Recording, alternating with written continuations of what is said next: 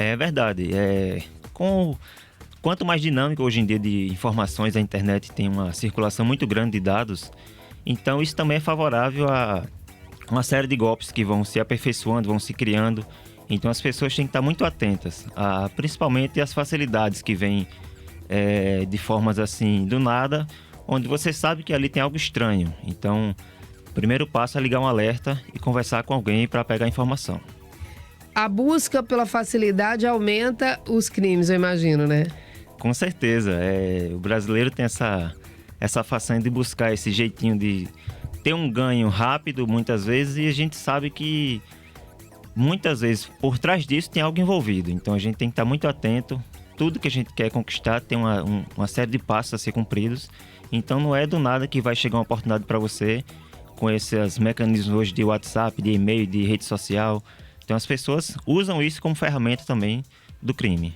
Dá a impressão que hoje em dia os crimes cibernéticos ou os crimes digitais estão aí mais perigosos que os crimes físicos. A impressão que a gente tem é essa. É verdade. Hoje a gente sabe que a vida da gente está dentro de um dispositivo. Então, seja um celular, seja um computador. Então, desde a parte social até a parte financeira, trafega nesses aparelhos. Então, o crime também vem evoluindo para isso. Ele sabe que hoje é muito mais prático ele ir em busca de uma informação técnica, informação de uma conta bancária, uma senha de cartão, em cima de um aparelho, do que ele ir para a rua ameaçar pessoas. Então, é um crime que vem se organizando para esse formato. Com esse crescimento da tecnologia, que não vai parar, a gente está só no início, eu imagino, muita coisa ainda vai acontecer, né? Será que a população está preparada mesmo para lidar com esse crescimento dos crimes virtuais, tanto do crescimento da tecnologia propriamente dita, como dos crimes que estão crescendo tanto? É verdade, é um desafio a cada dia, porque você vê que agora com o advento de inteligência artificial, onde os criminosos usam para criar imagens, criar vídeos de parentes se parecendo por parentes, que é pedindo ajuda financeira, pedindo uma transferência bancária. Então são desafios que a Polícia Científica vem também enfrentando. Da mesma forma que a Polícia Científica vem se equipando com equipamentos novos, com softwares mais modernos para poder responder esse tipo de crime. Conta pra gente aí, dê exemplos, por exemplo, aí, para que a população possa estar atenta, né? Sim, muito importante hoje você tem um filho que joga na internet, um filho que participa de um bate-papo. Então, você não sabe quem está do outro lado. Por mais que o seu filho esteja ali na inocência de um jogo, mas no outro lado tem uma pessoa no bate-papo, conversando com ele, pedindo informações. Então, ele vai adentrando nessa vida social dele e ele vai percorrendo alguns caminhos até chegar a pontos de cometer crimes. Então, são crimes de... Hoje a gente trata muito crimes de pedofilia, crimes de pornografia infantil, crimes de fraudes financeiras. Então as famílias têm que estar atentas e principalmente buscar informação para que não caia nesse tipo de coisa.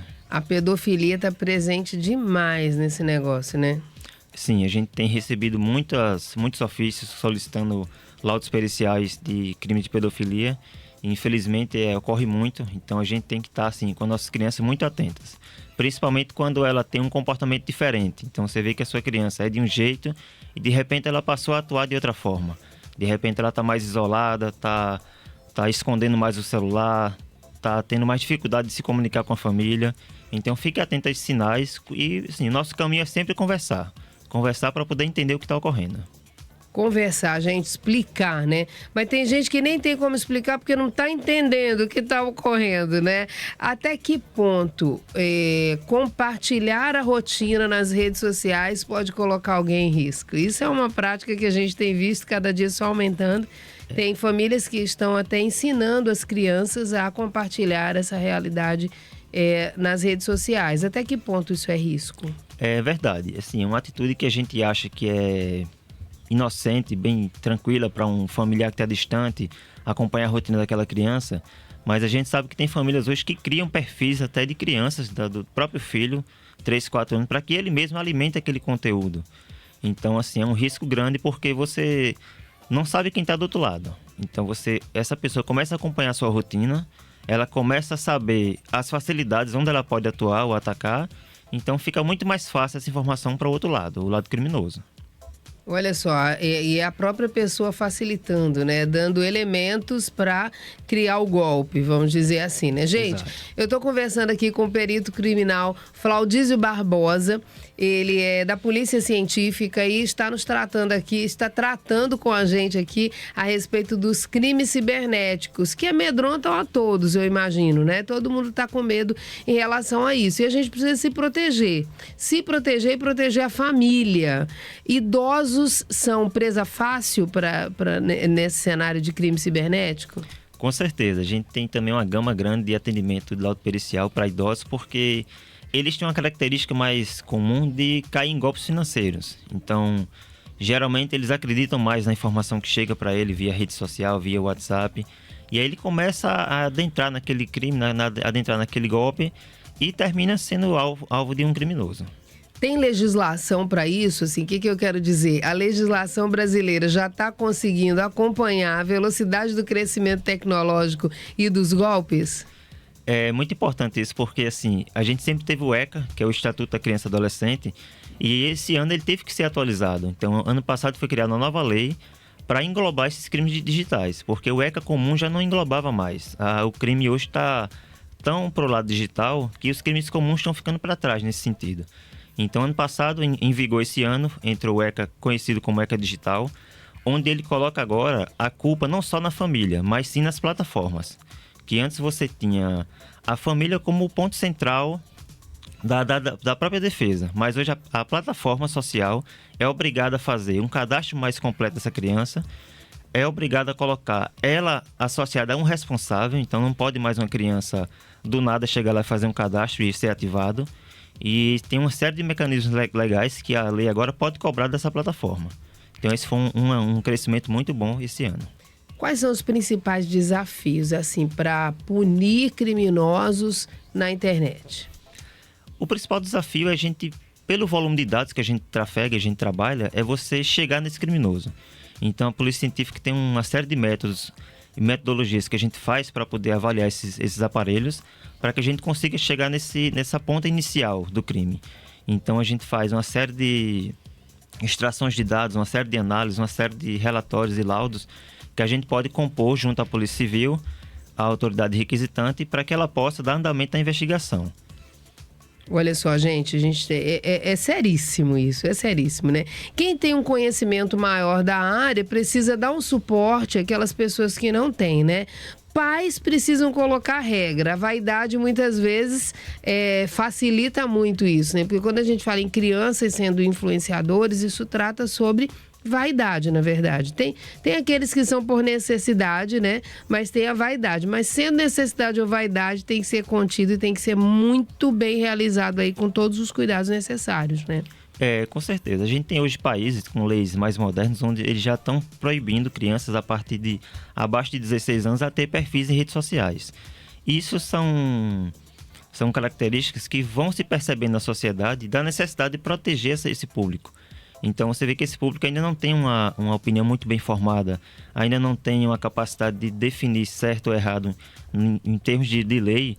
Então esses países preferiram restringir até que depois seja tomada outras medidas. Então o Brasil vem crescendo essa legislação, vem melhorando, mas a família ainda é o ponto central, ainda é o ponto focal de cuidado. A gente pode ir lá no ano de 2012, né, quando teve um vazamento de fotos da Carolina Dickmann, e aí levantou tudo isso aí, jogou luz para essa situação de crimes cibernéticos e uma lei foi criada. Exato. Mas às vezes a gente acha que uma lei não é suficiente, né? Acesso indevido a sistemas e dados pessoais virou crime lá no ano de 2012, entrou em vigor em abril de 2013, podendo ter uma pena que naquela época foi definida em 3 meses a 1 ano de detenção, além de multa. Mas será que isso é pouco para as coisas que estão acontecendo atualmente? É pouco, sim. Com o ECA Digital agora, a pena pode chegar a 5 anos de reclusão. Então você vê que já deu uma melhorada. Melhorou. Mas, de fato, é muito pouco para a quantidade de crimes que vem se ocorrendo. De acordo com o seu entendimento, a inteligência artificial, ela ajuda a combater os crimes ou a cometer os crimes? Olha, pela dinâmica hoje, ela está ajudando mais a cometer os crimes, infelizmente. Mas ela tem sido, assim, uma aliada muito grande. Por quê? A própria inteligência artificial, ela vai combater a inteligência artificial criminosa. Então, a gente também se utiliza de ferramentas que possibilitam chegar nesse infrator. Então, ela tem aí os dois caminhos, né? A tecnologia vem para agregar, mas as pessoas, infelizmente, uma parcela pequena, utiliza para cometer crimes. Senhas fortes, elas ajudam ou já não são mais suficientes? Ajuda sim, com certeza. Antigamente as pessoas definiam muito a data de nascimento como senha, o nome do filho como senha. Então hoje isso é um paradigma que tem que ser erradicado, porque uma senha, no mínimo, ela tem que ter uma quantidade mínima de caracteres, de 8 em diante, contendo letras, números, letras maiúsculas, símbolos se for possível. Porque ela é a primeira ponte de entrada para uma plataforma que você tem cadastro. Tudo que possa sair do óbvio é necessário colocar ali numa senha, né? Sim, exatamente. Tem que sair do padrão comum e você usar a criatividade. Olha só, gente. Se é tão fácil invadir o ambiente digital, como é que a gente pode ficar seguro online? Será que tem segurança online ou não? Tem sim, tem formas da gente se proteger, claro. Um computador você vai manter ele sempre atualizado, sempre com um antivírus moderno e atualizado. Um celular você vai manter sempre com aplicativos baixados da loja oficial do seu dispositivo. Nunca baixar num link que te mandaram, nunca baixar num site desconfiando que você viu ali um ganho fácil, vou clicar naquele aplicativo para instalar. Porque geralmente ele instala algo que você vai usar, mas ele instala por trás também coisas que vão estar trabalhando sem você perceber. Então a transação bancária que você faz, ele já pode captar uma senha e mandar para um infrator. Ele pode capturar ali alguma informação sensível que a gente trata hoje e mandar também para uma base de dados ilegal. Então tudo isso tem que estar ligado. Gente, olha só, a gente está conversando aqui a respeito de crimes cibernéticos. Daqui a pouco a gente vai para o intervalo comercial, a hora está ficando adiantada, né? O Oliver já fez assim, já percebo aqui, quando eles começam a ler, ela está indo além. Bom, mas não vamos terminar ainda não, viu?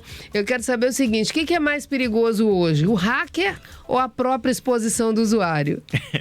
Pois é, o hacker ele foi sempre tido como aquela figura criminosa, mas na verdade o termo hacker ele é uma figura que ele atua para o bem. O cracker é um hacker criminoso. Olha aí, tá vendo, gente? A gente já aprendeu mais hoje, viu? Para não ficar falando errado por aí, né? Então, mas tanto pela logística do cinema, da mídia, o hacker ficou conhecido dessa forma. Mas fica fácil, agora a gente não vai errar mais não, porque crack não é coisa boa mesmo, né? Crack só é bom quando é de bola, né? O crack da bola, ele é bom. É verdade. Mas o crack é uma droga perigosíssima, que vicia muito, então o cracker, ele também não é do bem. Ele também não é do bem no ramo tecnológico. Sim. Então, é ele que comete esse tipo de crime, é ele que comete esse tipo de abuso infracional, coletando dados, senhas, transações bancárias. Ele é mais perigoso ou a exposição que a gente causa na rede social está se tornando mais perigosa?